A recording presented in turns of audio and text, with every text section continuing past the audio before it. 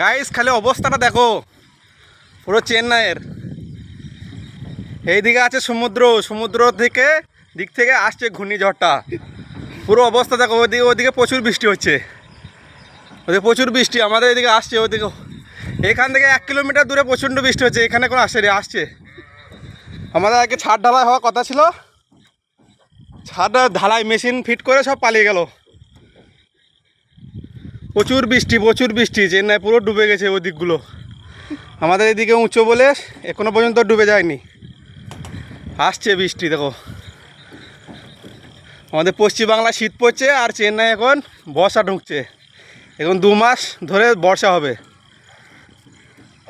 আমাদের কাজের এই অবস্থা, ছুটি করে বসে আছি আমরা।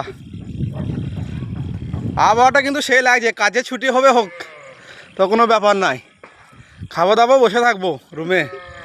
অবস্থাটা দেখো, খালি অবস্থাটা ওই দিকটা দেখো, ফিলিংসটাই আলাদা। এদিকে দেখো কীরকম আসছে, দেখো আমাদের ওটা ঢালাই গাড়ি, কংক্রিটের পাথর আসছিল, বসে গেছে, এত বৃষ্টি হয়েছে রাস্তায়। এই দিকটা খালি দেখো, প্রচুর বৃষ্টি হচ্ছে ওইদিকে। এই দিকটা পুরো চেন্নাই, আমরা আছি কাঞ্চিপুরম ডিস্ট্রিক্টে।